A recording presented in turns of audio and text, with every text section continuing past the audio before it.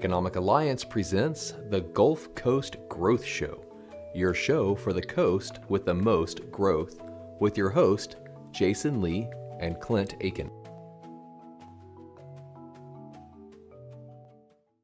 And welcome to the Gulf Coast Growth Show, your show for the Coast with the most growth. Fantastic. And I'm your host, Jason Lee, and this is my co-host, Clint Akin. And we are here with Mike Schulte from our sponsor, McCarthy Builders. And that I couldn't be more excited to have those guys on today, or Mike on today, to talk a little bit about what they're doing. And but as most of you know, our show is really centered around what's happening across the region. And I think McCarthy is a great illustration of some of the exponential growth and opportunities and things that are taking place right here in our backyard. And so I had a chance of spending some time on the phone with Mike quite a bit, talking about his transition out to this area. He's new to Houston. Welcome to Houston. Appreciate it. And during that time, you could just hear the enthusiasm coming from his voice about this opportunity and what it meant. So I thought, man, it'd be great to have you on the show.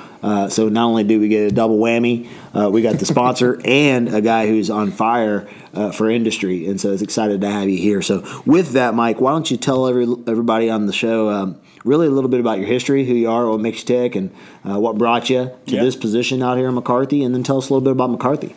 Yeah, so I lead the industrial and marine section for McCarthy's business here in Houston. My background's really in the financial side of the business. I led the financial side of McCarthy for the last 5 years. Before that, I was with a manufacturing firm for about 10 years. And so any roles there from a financial standpoint all the way through operations, R&D. Spent a lot of time, as we talked a little bit about, on the M&A side.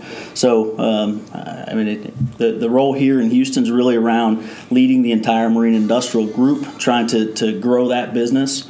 We've historically been a mid-size player in the space, and we're really trying to invest in the market, trying to really get us rolling. Right. So for McCarthy overall, we're a fairly large firm. We have about 2,000 employees, salaried employees across the U.S. Here in Houston, Mark, we've got 2 offices. We've got a Buffalo Speedway office. We have a brand new office over in Channelview that we opened in February. In that space, we got about 250 people here locally, salaried folks. We got probably closer to 400 or 500 if we include our craft workforce. That's awesome. So it's a decent sized business. We're really trying to invest in the space. My group specifically, we got about 100, a little north of 100 today, working out of the Channelview office. Wow, that's exciting. So every time I hear growth, every time I hear right in our backyard, I get excited. And we're excited for McCarthy and them making an investment in our region. It's one of the reasons we do the show. Let people know about all the good growth that's going on here. So absolutely. So now with the good growth, talk to us a little bit about when we were on the phone, you really shared some really great things about what you were seeing, why you were here, even some of the examples of McCarthy's expansion and how that's a direct reflection of what's happening. So you've been in the finance game for a long time. Yeah. You have to stay abreast of these situations. Tell our audience what makes us such a unique place right now, and what makes this such a unique time for expansion and for growth. Well, there's so much happening in this, the Texas market specifically, but you talk about Houston all the way down to Corpus, what's going on. If you talk specifically for the Houston space, you got all the flood control work that's coming. So again, we're a construction firm, right? So all the flood control work that's coming, some of the specialty stuff on the commercial side, and then you got our space, which is on this industrial front. If you look at the Houston space specifically, it's just very impressive, the growth that you're going to see. I think if you talk about the Houston Ship Channel specifically, you're going to see a lot more maintenance work for companies like us. And then if you talk about really where the capital projects, which is really our focus, is going to be, you're going to be talking about Golden Pass, you're going to be talking about down to Freeport all the way over to Corpus. You're going to, the amount of projects out there are significant. I was at an event a couple weeks ago, and they started talking about north of $200 billion of work of capital projects in the next 10 years. Wow. North of $200 billion. So we had a guest on one of our shows a while back, and what he described was by 2021, 2025, over $70 billion being deployed into capital projects. And I think when you hear, and you're talking about this, I hear, man, great from McCarthy, but hey, great for the service companies, great for the subs, great for the. I mean, this is really a huge, I guess, windfall that just kind of goes all the way down into. I mean, people like us who come in to service those folks. I mean, how cool is that? It really is fabulous. I mean, it's really impressive. Like, I expect this really to turn into a lot about people, right? And what I mean by that is how do you actually execute all of this work? I think it's coming. Mm-hmm. There's no question. So you start talking about how do you try to manage that? And I'm talking about from a supply base all the way to the subcontractor, all the way to construction firms like us. And so, I mean, we got 100 people. If you want to really grow in the way we think we could, I mean, we could see significant number of additional opportunities, but we can't get over our skis, right? So, and as you're bringing on that additional workforce, I know one of the things we were going to talk about is the diversity of that workforce, right? So, and y'all are doing a lot of initiatives to make sure that it's a diverse workforce. Well, all the way from a diverse work program to a diverse workforce, right? So if you talk about our work program, I mean, we did the Museum of Fine Arts here in Houston. We did transportation work with Metro. We've done 16 projects with the Port of Houston over the last 5 years or so. So you got that from a diverse work program for our business. But then you start talking about how do you really improve? And in my opinion, you got two things. One is you got to clearly have the right people, but then you have to have a different opinion. How do you have somebody else that has a different view of a business than you do? Because we can all think we're the smartest guy in the room every day, but the reality is somebody else's opinion and question is going to make you think in a different route. And in my opinion, trying to get that diversity, and that's in all essence of from folks that have different backgrounds all the way to where did they come from a sector standpoint. So, I mean, one of the pieces on the construction side is we typically say, okay, here's how you build up. You start as on a project and you roll all the way through, and you have to sit maybe this operation specific route. And what we're trying to do a little bit for us is, hey, how do we throw some different expertise in the mix? See, you think about somebody like myself with a financial background trying to lead a construction firm. I mean, it's really trying to think differently. Yeah. Right. And I think thinking differently in today's environment is almost a requirement, right? I mean, because it's evolving. The rules of engagement are regularly changing. It becomes more and more diverse. But at the same time, you're going to be faced with having to push yourself and challenge yourself with something that's not just product, material, all those things, they exist out there, but people, that's a pretty challenging commodity. So I think we're going to take a few minutes or take a second to acknowledge you guys for our sponsorship here in a second. And then when we come back, we'll talk about some of the work and things that you guys are doing to help impact that downline of employees that are coming. So we'll go recognize McCarthy here real quick as a break, and then we'll be right back. McCarthy Building Companies. From the Museum of Fine Arts to terminals on the ship channel, we understand the challenges and complexities you face when building here in the Gulf Coast. As the oldest privately held national construction company in the country, we have a clear focus on clients, community, and collaboration. And we are back. And we want to definitely thank our sponsor, so appreciate McCarthy sponsoring the show and being a part of the show today. High five. It's always good to have them on. So it just makes it a little more fun, right? Yeah, it does. It's always exciting. I know when we had Carla from and she was on the show, she was cracking me up. So yeah, Mike, we're having a great time with you so far. Again, new to the area, which is great because I think it's a fresh perspective, a fresh set of eyes on what's taking place. At the break, we were talking a little bit about some of the transition of not only being a strategist in your role, right? I mean, I think when you shared with us about your experience, your history, having sat in that financial chair, looking out in the front about the finances, there's a certain capital expense or financial expense that's really tough to account for, and that's human capital, right? That's one of the hardest to come by. So perhaps you can help shed light as the operator, as the guy running the ship, per se, right here across this region, all the way down to Corpus, Freeport. What are you guys doing about that? And what does it feel like to be in your chair as you're trying to address it? Yeah. To me, I mean, first and foremost, you have to get culture right. right? And what I mean by that is how do you make sure, from my perspective, we're all working for each other every day, and that's not just me working for my team. It's across the board. When my team gets together, it's all about, hey, look at the guy next to you or the gal next to you, and make sure you are supporting them in any way possible. And what really helps us from that standpoint, so we're an employee-owned firm, which is really sets the tone of our business. I mean, it really impacts every single individual's bottom line of how do we run our business. So that's the starting point, is about culture. And then you go all the way from there to how do you set up a team. So you start talking about how do you build a project. The first step, which is probably the most important, clearly you got to win the front end. Right. But the team dynamics, who are you putting on that team? How do they get along together? How are they going to influence each other on a daily basis? So we do a lot of work up front saying, okay, what's this going to look like as a group? Not today, but throughout the process, making sure folks are working together at the right realm. And then, as I said, they're thinking about each other on a daily basis. So we don't get caught up on individuals or groups going out and doing things together. We think that's an important part of creating a team. And so to me, if you say, how do you execute? How do you get the right people? One, you got the ESOP, employee ownership, and setting up the profile. It's important to every individual, all the way through. You want to work with somebody you like. Right. And so culture kind of important. Right. It really is. I mean, it's easy to get caught into you want the smartest folks, but that doesn't. I mean, it matters, but it doesn't matter nearly. I wonder how bad our show would be if we didn't like each other. I don't think that would work out too well, would it? You're not acting? Well, yeah, maybe. I thought this was a show.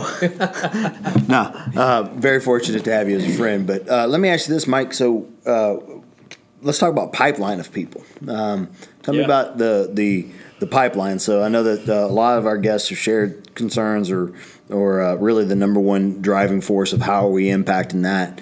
I know it's probably talked about in your circle there at the company is what do we do about this next crop of people to fill these jobs, and tell us a little bit about what, as an operator, we've had a lot of folks on the workforce development side, meaning these organizations that support that. I want to hear from the guy that's needs the bodies, right? What do you guys in your chair go and do to try to impact that next line to fill those gaps? Yeah, there's a few things you have to do. First and foremost, I mean, you got to develop the folks you have. Every day that you're talking about how do you get those people to the right spot. So one of the good parts of McCarthy, so we're in the top 5 from a training standpoint across the industry, which makes it very strong. We spend a significant amount of money on training.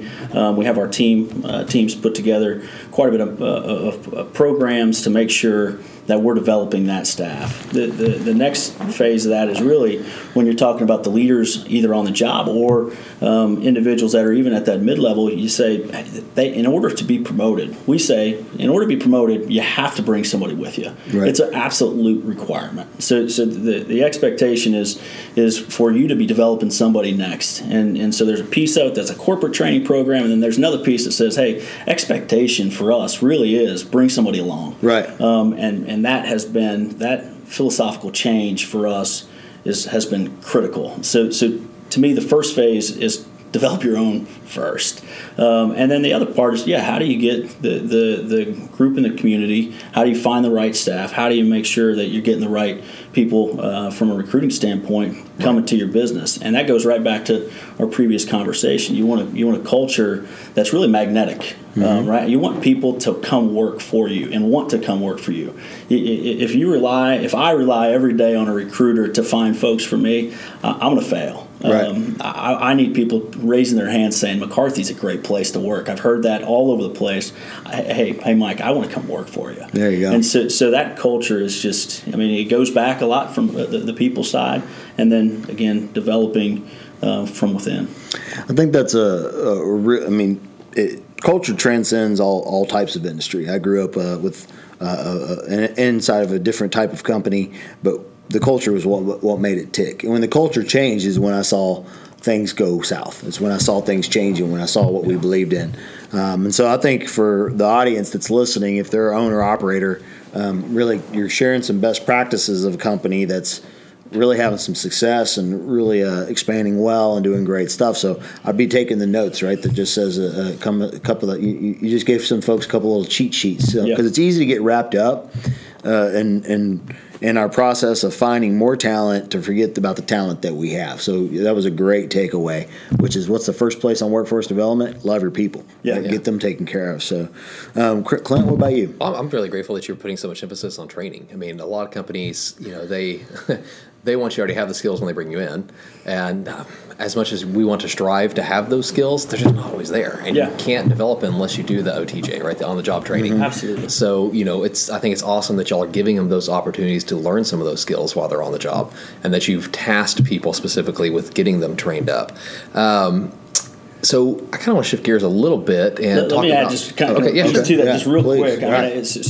Some of the piece of this is on the salary side, right. And then if you start talking about the craft side, I mean, we're going to put over $1.6 million into specifically craft training, really here in this market per year. I mean, that is so. There's a piece of it. Rely on the industry, rely on that. But I mean, we are making a. Did you say $1.6 million into craft training? Craft training. Wow. So we have that's phenomenal. Significant number of folks that are specifically trying to help our individuals stay safe and get the skill set they need because you got. I mean, again, you can hire people for jobs, but can you get them to the next level? Right. It's just so important. And that is not just on the salary side and trying to get somebody to be a great leader. It's really, hey, how do you make sure when somebody steps onto a job site, they're safe? Yeah. That's awesome. That is good. So, but I do want to shift gears. Sorry. Yeah. I know McCarthy does a lot of charitable things. So I kind of want to talk about that a little bit. Can you tell me a little bit more about some of the charitable organizations that y'all are involved with? Yeah. So, I mean, we do, I'll say across the country, we do a significant amount for charities. If you talk nationally, American Heart Association is absolutely something we talk a lot about in our business. If you talk locally, the Houston Rodeo is very, very important for us. We actually donated a significant amount this year to the Houston Rodeo, clear sponsor of that event. That's important for us. And then you really try to figure out what's the connection. And for us, it's usually about children, and try to make sure anything that you're doing is either from it's going to impact the community from how do you get either from a health standpoint or get somebody a scholarship as the Houston Rodeo does. Right. Yeah, when you said charity, for a lot of folks who don't know, right, when they hear the rodeo, but so many kids are given opportunities coming out of that. I know in Pasadena, in their art, it's Rayburn High School. They have I guess the last 2 to 3 years, they've had their art program deliver the top student art, exhibit or prize, and in one of their students this year, his artwork sold for $200,000+. Wow. Right, which is going back to scholarship funds to help support and stuff. So to me, that's just amazing, some of the work that's happened at the rodeo. It's really cool. Really cool to see you get involved with that part of it. So, and then you guys have a casino night coming up? Yep, the 25th, September 25th. It'll help Methodist. We just recently had a Make-A-Wish Foundation event that we did locally as well. So try and so we have a group called Heart Hats is what we call it. Okay. And the focus is to give each person in our team a day off per year where they can specifically work in the community to try and help out. And so that Hard Hats group. Oh, wow. So there's one piece of this that's really about to these organizations, and there's another piece. Just try to give back. Go either build something, go try and help out. Use your skill set that you're something you're good at. Yeah. Go put it to use and let's help somebody locally. I feel so bad when I have all these industrial guys come on and they talk about their skill sets to give back to their community. It took me an hour to relight my hot water heater last night. I was like, how do I not blow myself up? So yeah, I think I was trying to be a hero during Harvey, and then they just kept being like, hey man, why don't you just go fill up the water cooler? I'm like, I got it, I'm on it. So chasing the water boy. I was a water boy, my whole life. Mike, did you need more water? I'm just kidding. Cheers. Yeah, absolutely. So you've had some success. You've I know in our previous conversations we didn't dive into it a lot, but you've really had an expansive track record, multiple markets, doing a lot of experience. What have been some of the things that really led to your your success? What do you think has really helped contribute to that? Well, I do think that a wide array of experience is really important. What I mean by that, so as I said earlier, I started in the manufacturing realm, working in the financial side, worked on the operations side for some time in that business, also worked in R&D, worked in marketing, worked again in a financial outfit there. So for me, you got a wide array of experience, seeing different things. I spent about 5 years or so in the M&A world, traveling the globe. And so seeing companies from the front end and how, as I said to you, how does the financials impact their performance? How can you really predict it? And what are the levers that you can play? Have been just, for me, really helpful to understand when you sit in a role like this, well, what are the levers I should be playing with? Right. Wow. Clint, anything else? Yeah, so we like to drill down a little bit further too. So what makes you tick? I mean, are there books that you read? Is there mentors that you tap into? I mean, what are kind of those resources that you get some of that wide array from? So I would say, yes, I do love to read. I'd say psychology books are probably some of my favorite, which is, I wouldn't call it my forte, but just seeing how people's minds work. So for me, it's really understanding the other side of the table in most circumstances. I don't think you can really influence somebody unless you understand how they're thinking and what makes them tick. So a lot of my reading sits in that area, cool, which is a ton of fun. Yeah, well, sounds like you place a lot of emphasis on people, right? And so, which is a great tonality as we start to transition, because what I hear a lot of is the impact of people, the growth of your company, but that it's driven through people, that you have to train and develop your people, and that you even have leaders who are reading books about how they can communicate to people and help understand the people that are working within and around them to help lift them up and perform better. And I think that's going to be a direct indicator of your financial performance. I think that's always going to bleed in. Especially with the millennial workforce coming on. I mean, I actually read got a hold of a millennial gouge report and from Gallup, and it was really interesting because one of the things they were talking about is how our generation growing up, we had annual reviews, right? Once a year you had a review, and that's where you got the indication of where you were with your company and if you're going to get a raise or not. Millennials are really different in the fact that they want an ongoing conversation, right? So learning the psychology and learning about that kind of stuff, it's clearly what's setting you apart as a leader. Yeah, but they prefer to do it by text. And emojis. Yeah. If Thumbs up emoji. If you just send them like 5 angry faces, 4 stars, 3, question marks, that's code for, you're going to get a pay increase. Sure. Right? You guys are right. I mean, we talk a lot in our leadership group about kind of process over people, because having the difficult conversation with that group is probably one of the toughest things you have to do, right? I mean, sometimes they do make mistakes. Right. But you have to, in my opinion, you have to start with where as leaders did we fail from a process standpoint, and then if there's a people problem, then we got to fix that on the backside. Right. But you're absolutely right. Cool. It's tough to influence that group. Well, Mike, outside of that, is there anything else that you want to highlight today? Anything specific that comes to mind that we didn't capture? Well, again, I think from McCarthy's standpoint, there's so much opportunity here locally, and really around employee ownership is so important for us, that culture side. We talked about it, but what we're trying to do, how we're trying to help the community, it's really important, not only how we're going to build jobs, but how are we really going to help Houston. Yeah, fantastic. Well, we're thankful to have you. And with that, we always like to kind of wrap up with a little bit of an attitude of gratitude. And so I'll let my co-host, my partner in crime, I'm not acting, he's my friend, tell us a little bit about what are you grateful for, Clint? He admitted it on video. On video. So we're good. Mm-hmm.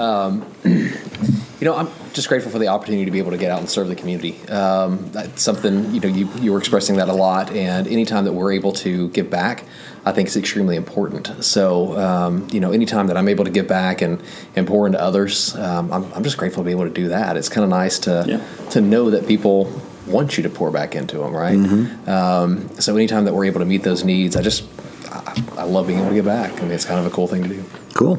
I'm thankful for my wife. My wife's she's she travels a lot, and we're both very busy. But I'm just humble and grateful to have somebody who can accept and deal with my pace, and so I'm thankful for that. So.